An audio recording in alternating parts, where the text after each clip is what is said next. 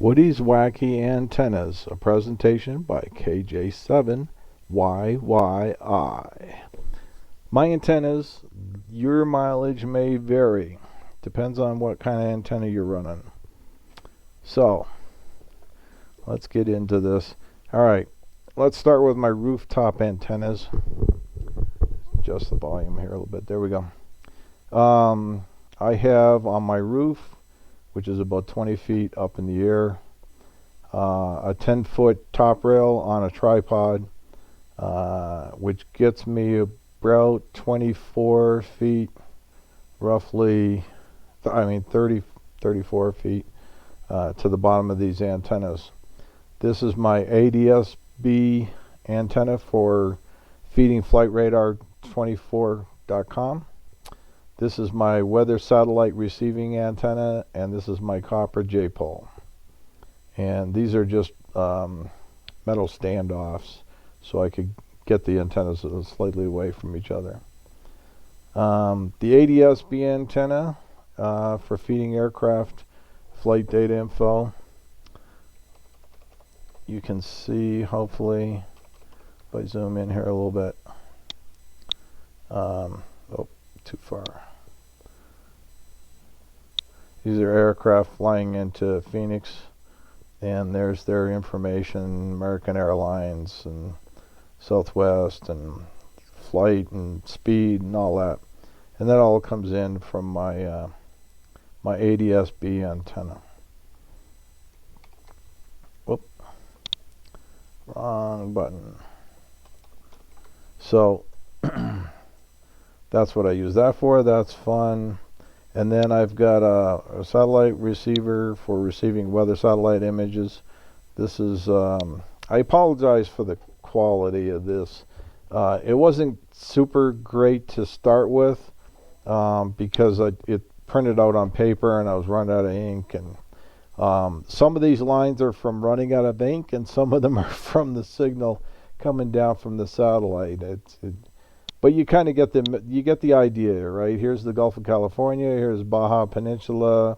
Arizona's in here. Gulf of coast of California, and you can kind of see the clouds and the weather, and you get the idea. I actually have a better image someplace, and I couldn't find it, but that's fun to mess around with, and we can talk about that on another time. And then the copper J-pole, which you've all seen that I have. Thing works fantastic.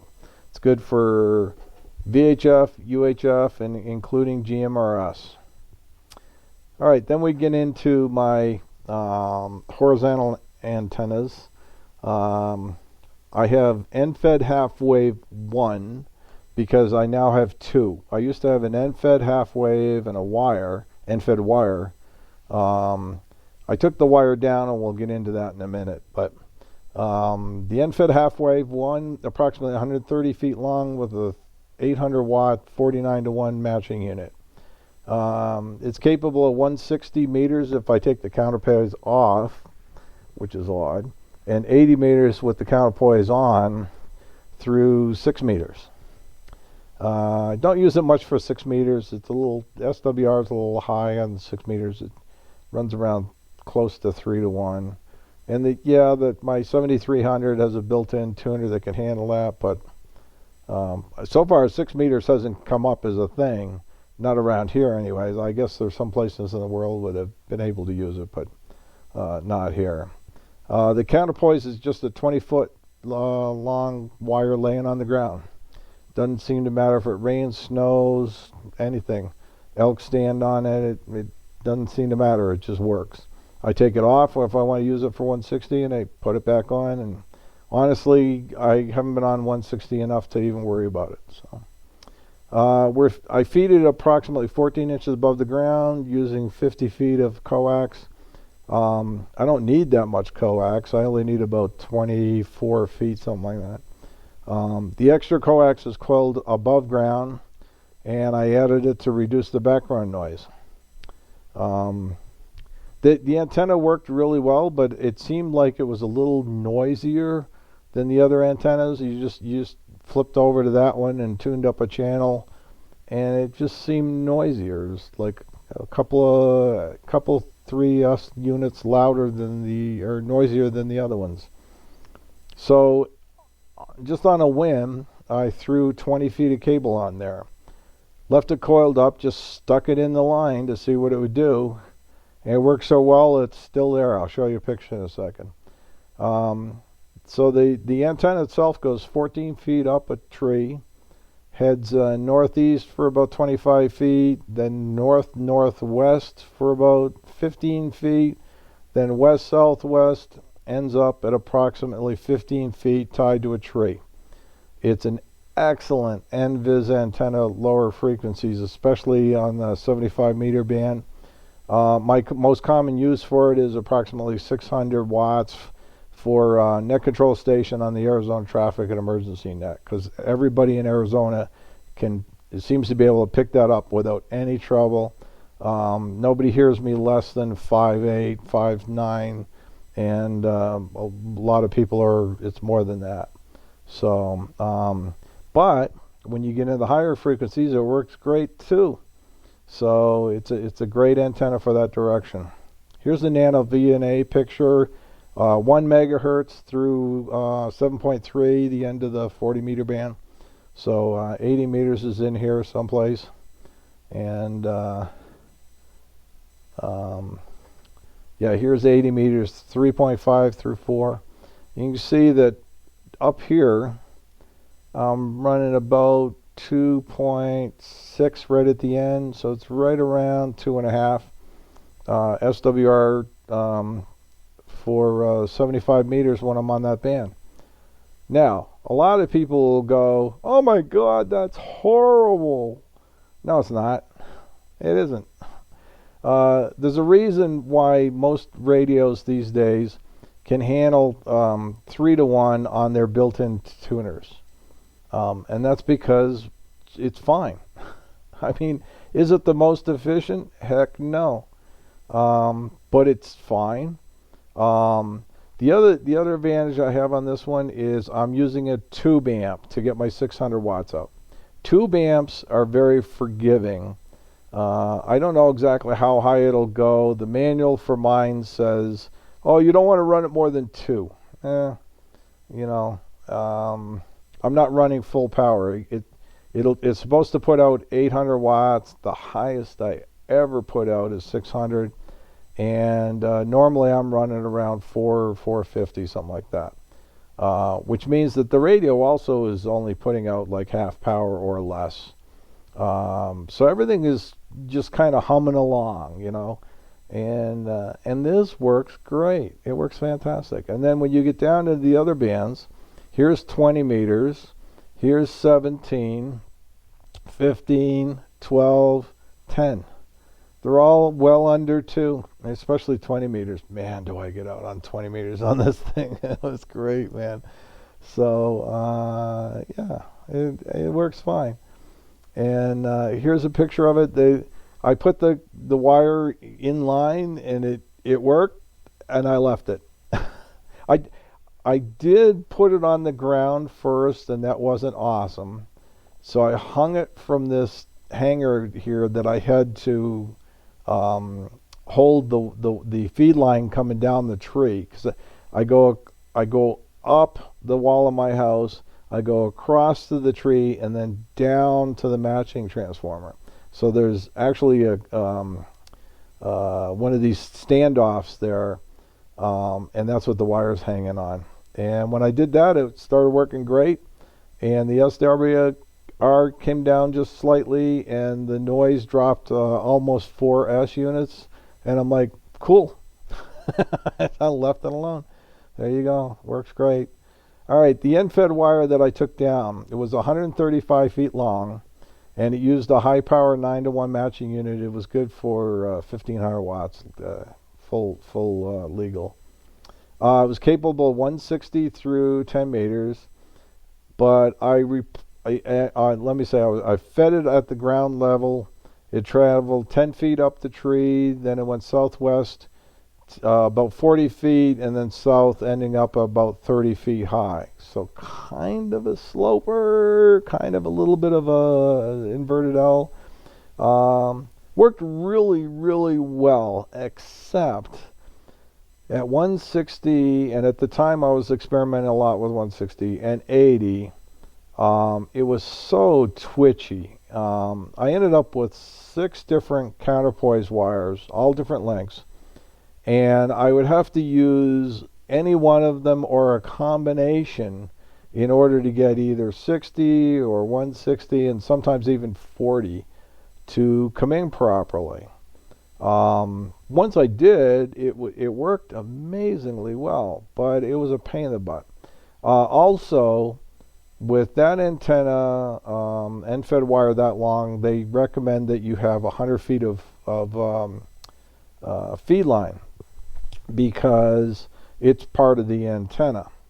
And then, they say put a choke at the end, and of course I've got chokes at the end of all my wires, and anyways, but so what I did, I had originally the 100 feet out, just spread out on the ground with no loops or anything, and it didn't work that great.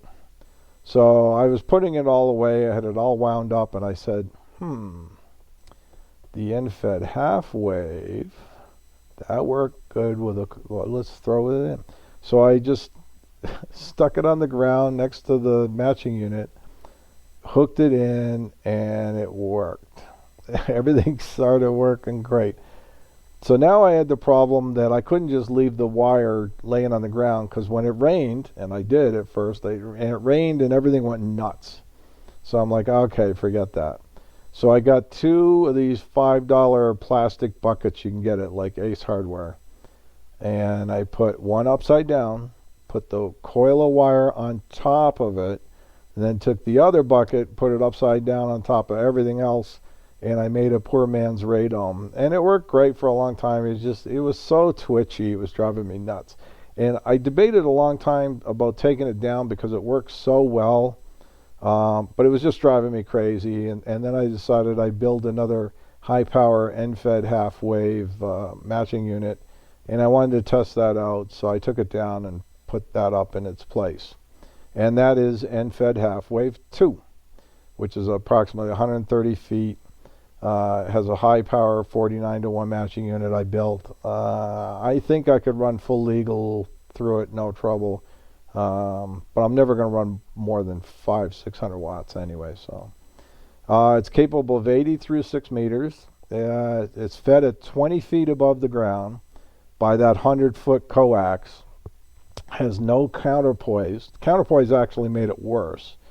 What did help was at the radio end, not the radio end, where my antenna switching box is. I have 5 antennas come in there, and then 1 wire that comes into the shack. It only has to go 12 feet.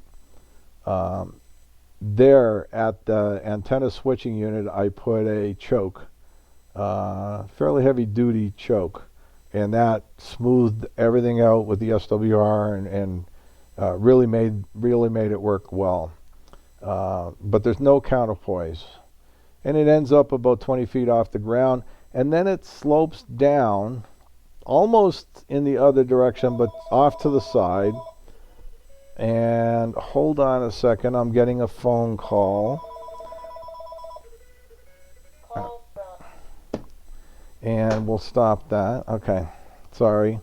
The wire, anyways, just slightly off to the side, and it slopes down west northwest. Not 1,212 feet. That's a typo. 12 feet above the ground. It's an excellent receive antenna. It's because it's up high and it's a horizontal antennas. It's reasonably quiet, and it picks up a lot of signals. And I'll get into how I use it, but it also transmits very well too. And it's pointed in a different direction from the other end. Half waves, that seems to help. Helps in different directions. So I'm able to choose the antenna I want depending on who I want to talk to. So the reason all my antennas are like 12 to 15 feet off the ground, blah, blah, blah, is I've got elk everywhere on my property all the time. And they're always getting into everything, and they're smashing stuff, and I mean, they're just goofy. So I have to keep the wires at least that high off the ground, or else the antlers get into it and they tear stuff up. And that has happened, so that's why you keep seeing me using those heights. So here's the Nano VNA, 80 meters here, 40 meters here, looking pretty decent.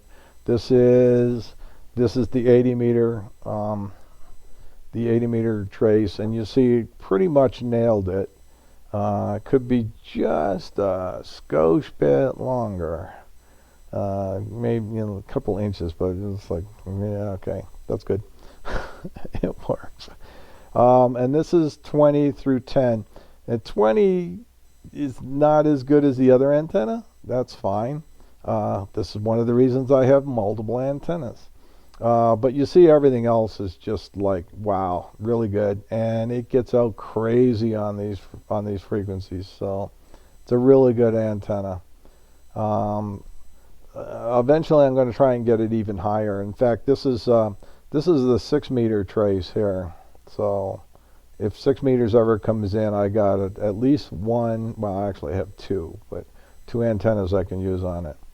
So here's the real oddball in the mix: the broadband terminated dipole, BBTD. It's 160 through 6 meters. 400 feet long, 200 feet on each leg. It's fed about 12 feet off the ground again, and stays at roughly that height all around the yard. 200 feet go down the front of the house, 200 feet down the back, winds around all over the place. The wire is just a roll of electric lamp cord split in two to maintain equal lengths. It's fed by a 16-to-1 matching unit, and both ends terminate into a 500 watt 1000 ohm resistor. It's an outstanding NVIS at low frequencies, but I've talked all over the world on this antenna from 20 meters on up.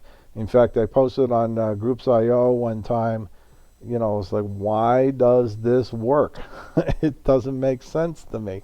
And I think Bruce Johnson kind of hit on why it works. And when you get into the higher frequencies, even though it's only 12 to 15 feet off the ground, you're starting to get to that, half wavelength that you want to be above the ground, and everything starts to work out really well. So, and low to ground means it's pretty quiet. So it's an awesome receive antenna as well. This is the resistor, the 1000 ohm 500 watt resistor. 500 watts because I never plan to transmit more than that. Usually 4 to 450 is what I'm running. And this is about 9 inches long. It's pretty big. There's a wire here that's suspending it from a tree, and then the one side of the dipole comes in here and the other side comes in there. And here it is. Yeah, this was designed by Bonnie. Oh, what's her name? Oh, shoot. It's an engineer, a lady engineer, and I can't remember her name now. But if you go to my QRZ page, it's on there.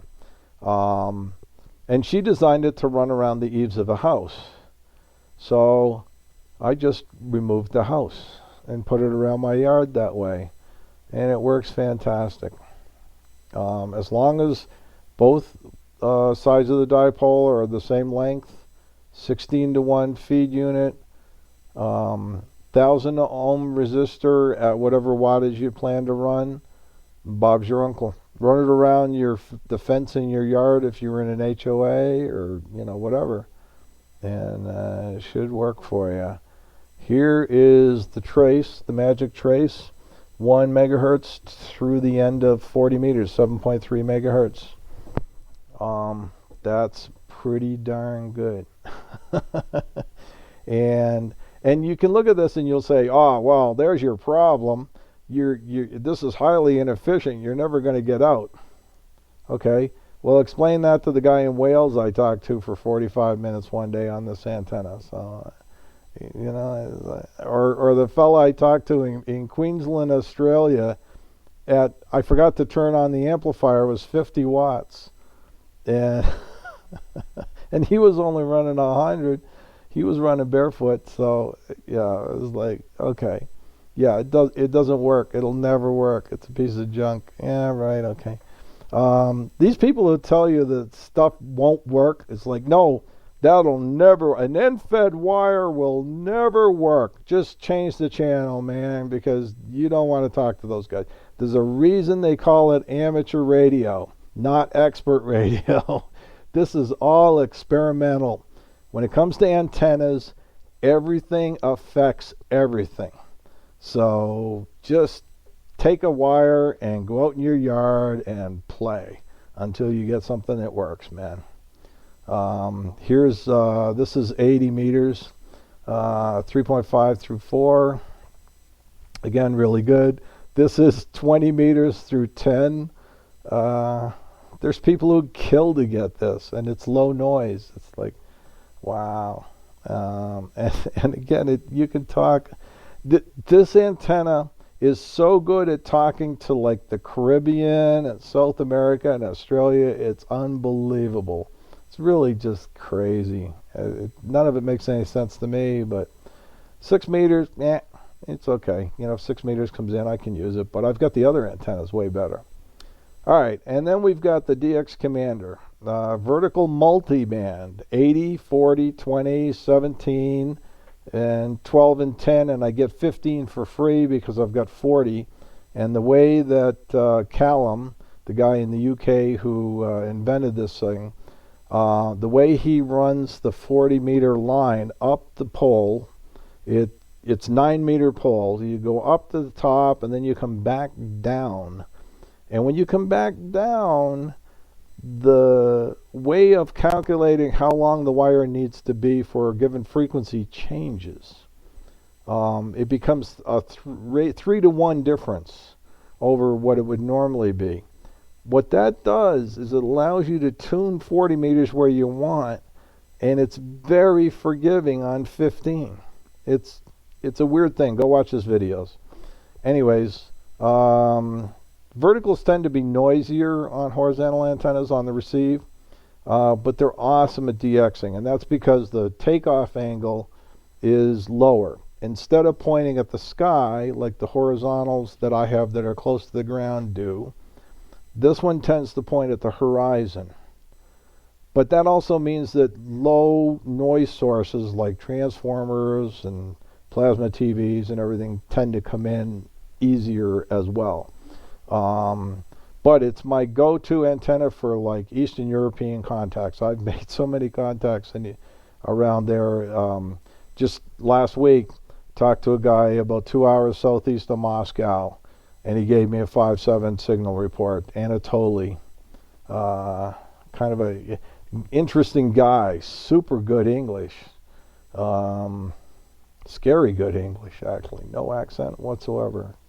Anyways, when noise is an issue, I use the remote antenna switch, and I switch between the end-fed half wave or the BBTD, and then I transmit on the DX Commander and just switch back and forth. And that remote antenna switch is probably one of the smartest things I ever bought.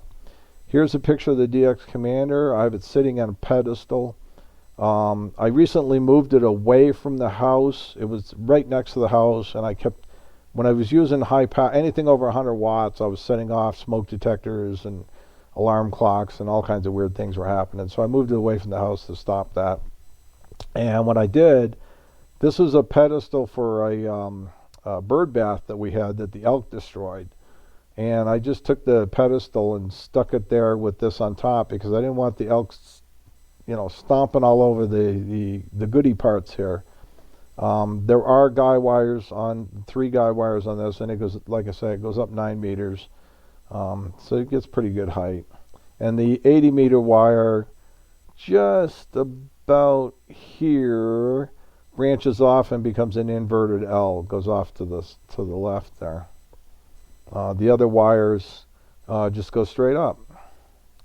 and you have to have counterpoises, radials, they call them, for this antenna. It's not going to work without it. The feed line comes in, and one side goes to the radials. I have, let's see, how many do I have? I have 32 roughly 20-foot long radials, about that. They're not exact, but that's about how many I have. And I just come down here, and then they just spread out on the ground, and eventually they start to disappear into the ground all by themselves. It's kind of weird. They bury themselves. And then the signal comes in and hits this distribution plate here. This is metal. It hits the plate, and then it goes up whichever wire is, resonant for the frequency that's coming in. So if you're transmitting in the 20-meter range, it comes in, it hits this wire here, and up it goes. And it doesn't go up the others, or at least it probably does, but it doesn't do anything. So, and that's how that works. And there's 6 wires, and because 40 gives you 15, and the reason it does is 3 times 7 is 21. 21 is 15 meters, and 7 is 40 meters. So that's how that works. Now, this is the 80-meter trace. Before I moved it, this was under 2, pretty much all the way. It came up a little bit right around here, and then it went back down. So when I moved it, the end of the 80-meter inverted L is higher than it used to be.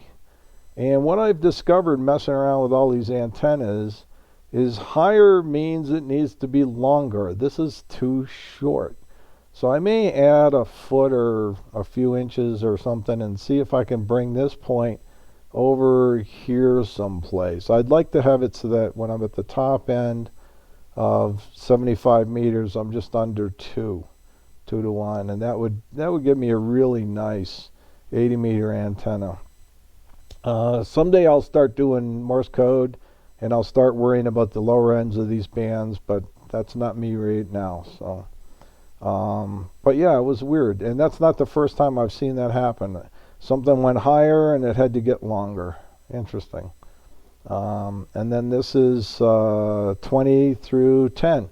And 20 meters looks real good, and this is 17, 15, 12 is off a little bit. I need to tune that wire. It's not right, but it works. But I missed it on the wire. I think I got that one too short. The reason, by the way, that happened, and 10 is a little off for the exact same reason, but I tend to only talk down in this range here, so I'm not worried about that. But the reason 12 meters is off, I had an aluminum ladder next to the DX Commander when it was basically between the house and the DX Commander when I was tuning it. And I wasn't taking the ladder away. I would adjust the wire and then come in the house and check and see what the SWR and everything was. And when I got all done, I removed the ladder and everything changed. So if you're using an aluminum ladder to tune a vertical antenna, don't forget to get it out of the way. It's really goofy. So one day I'll fix that. And then we have, so with the random wire antenna, and let me open this up. With the random wire antenna, you do not want to be random. That's why I call it an end-fed wire and not an end-fed random wire. And there's a big difference between an end-fed wire and an end-fed half wave. And the difference is simple. End-fed half wave, resonant. End-fed wire, non-resonant. So, if you want to talk on, if you look at this chart here, let's do purple, 80 through 10, the purple color. You want to make sure that you're not where the color is. You want to be out in the open here. So, what is that, 70 something feet here. So like 71 feet or something for an end-fed wire is probably where you'll start. A lot of people swear that the best length is 85 feet with an 18-foot counterpoise. I have experimented with that with my field antenna. It works well. It works very well. And you'll get yourself 80 through. I still need a tuner for this, usually, but not always. And my ICOM 706 MK2G, has a very specific model, has a auto tuner you can buy very cheaply. It's a solid state tuner. So once it tunes up, it has all these relays and stuff in it. Once it tunes up, it doesn't use any more power. So I use that in the field with that, just as kind of a safeguard. When it comes to the 7300 in my house, I could use that same tuner on that radio, but I don't. And the reason is because, as you saw, most of my antennas, almost everything is under 3. It's got a built-in tuner for 3 to 1 or less. And also the tube amplifier that I'm using is very forgiving. The LC circuits in there are pretty good, pretty sturdy, and everything just seems to work. But anyway, so follow that link if you want to go there, and then just to prove that I'm not completely crazy and I'm not blowing smoke. Here is just a section of my QRZ page, and a lot of these dates are the same, and a lot of the frequencies are near the same. The times are close, so this must have been during a contest. I forgot to actually get the other end. But as you can see, we're talking about Curacao, Puerto Rico, Slovak Republic, Poland, Ireland, Cyprus, Romania, Slovenia, Croatia, Belgium, Bonaire, Hungary, Italy, Guadalupe, Argentina, Madeira Island, Antigua and Barbuda, Martinique, United States, and 17, 20, 40, 20, 10, 15, a lot of 15, 17. And that's, and I'm bouncing around different antennas. And so this stuff works. Just get yourself some wire, matching transformer, and go play. And that's my presentation. So thanks for listening. And if you're listening to this while I'm doing it live, I will now take questions.